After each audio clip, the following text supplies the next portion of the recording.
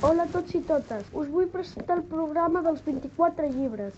Avui us recomanarem uns quants llibres. Espero que ho disfruteu. Estem confinats aquí, però nosaltres tenim moltes ganes de recomanar-vos llibres i esperem que us agradi. Hola, bon dia, bona tarda, bona nit. Em dic Nathan. El llibre que us explicaré es titula El hacker que volia ser l'amo del món. L'autor és el Jill Robinson. La història va de que tu estàs a casa i un hacker t'envia un correu dient que has de salvar el món. El llibre és divertit perquè pots escollir la teva pròpia aventura al final de cada capítol i per això tens diferents finals. Per experiència personal m'ha agradat molt i em tornaria a llegir un llibre d'així. Ciao, pecao!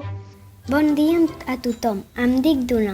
Avui us recomanaré una col·lecció de llibres que es titulen Isadora Món. Van d'una nena que el seu pare és vampir i la seva mare és fada. L'autora d'aquest llibre es diu Harriet Muncaster.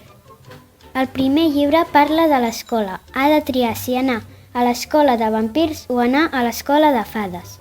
Després la Isadora Món prova les dues escoles i si voleu saber a quina escola va triar, us l'haureu de llegir. Espero que us hagi agradat la recomanació de la col·lecció. Adeu! Ara us llegiré el resum del llibre 1 de la Isadora Món. La seva mare és una fada, el seu pare és un vampir i ella té una mica de tots dos. Li encanta la nit, els ratpenats i el seu tutú negre de ballet, però també la llum del sol, les varetes màgiques i el seu conillet rosa Pinky. Hola, avui us vull recomanar una col·lecció que es diu Tom Gate. És molt divertida perquè és un nen que li passen coses guai, gracioses. I el recomano per als qui no vulguin llegir molt. No vulgui dir que el llibre és llarg, però està molt il·lustrat, els dibuixos són molt xulos i espero que us agradi. Avui us llegiré 2 pàgines del meu llibre. Comencem. Tinc la lletra una mica tremolosa, perquè m'acabo d'endur un ensurt brutal.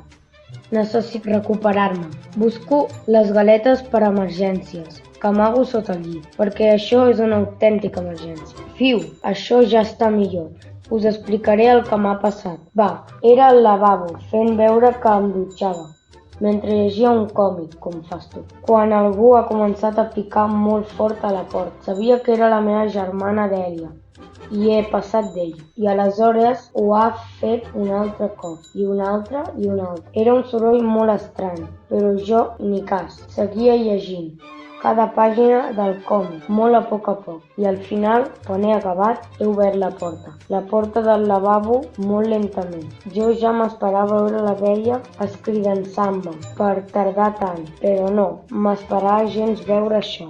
Hola a tots i totes, us vull presentar un llibre que es diu, està en castellà, Los compas y el diamantito legendario, 4ª edición.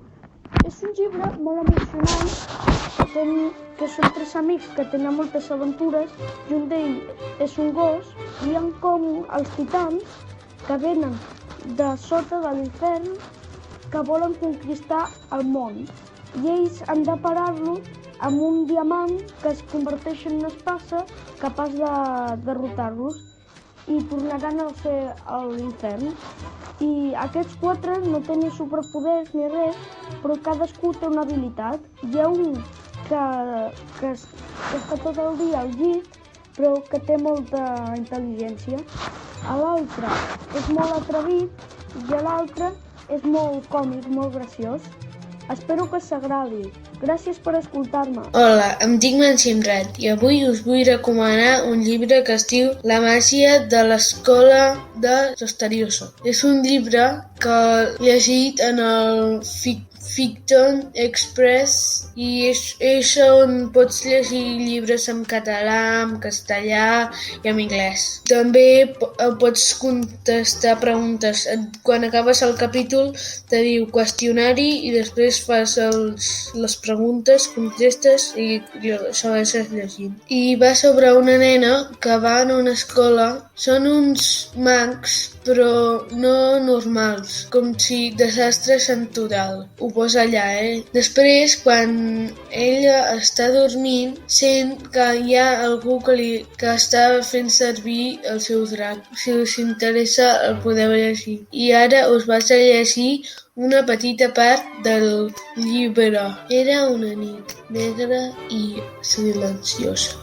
A l'escola de Sesteriosa tothom dormia.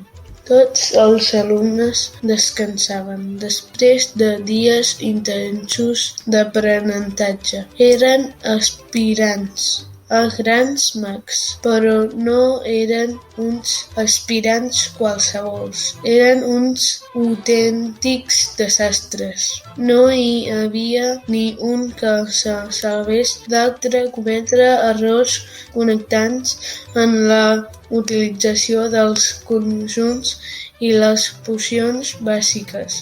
Com ja hem dit, era una nit silenciosa. Gràcies, adeu. Aquí s'acaba el programa de Ràdio Àgora d'avui. Esperem que us hagin agradat els llibres que hem recomanat. Sobretot no oblideu que encara que estiguem confinats no hem de parar de llegir. Fins aviat, adeu!